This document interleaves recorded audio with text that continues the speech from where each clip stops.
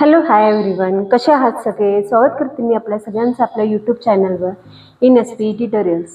तर आज आपण पाहणार आहोत फर्स्ट स्टँडर्डचं मॅथ्स लेसन नंबर 1 माय विलेज. तर या लेसनमध्ये आपण पिक्चर डिस्क्राईब करणार आहोत. तर with the help of the given picture, इथं पिक्चर दिलेलं आहे, त्याचं आपल्याला डिस्कस करायचं आहे. कन्सेप्ट काय करायचं आहे, डिस्कस. कुठल्या सेंटेन्सेसमध्ये, up down, in out, in front of, behind, अशा प्रकारचे कन्सेप्ट घेऊन आपल्याला हा पिक्चर काय करायचा आहे, डिस्क्राईब करायचा आहे. With the students using positional words. Positional words कुठले, up down, in out, in front of, behind, etcetera. Examples इथं दिलेलं आहे. Discuss the sentence such as cat is under the tree, monkey is sitting on the tree, cow is inside the cow shed and girl is near the gate. अशा प्रकारे आपल्याला different positional words घेऊन इथं picture काय करायचं आहे, describe करायचं आहे. तर मी ते काही सेंटेन्स लिहिलेले आहेत, तर ते आपण सेंटेन्स इथं पाहणार आहोत.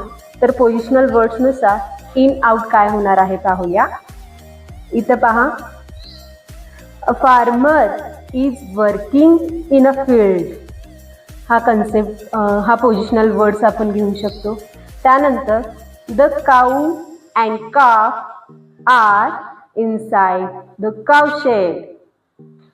The farmer is ploughing in a field.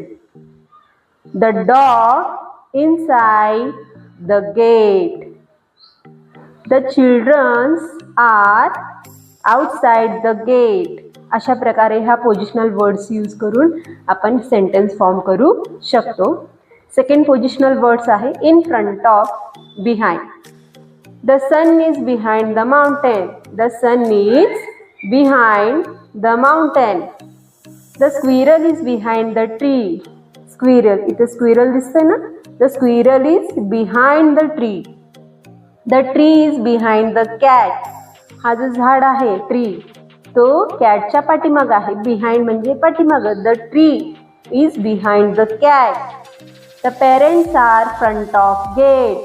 The parents are front of the gate. Parents कुठं आहेत, गेटच्या समोर आहेत. अशा प्रकारे आपण पोझिशनल वर्ड्स यूज करू शकतो. नेक्स्ट आहे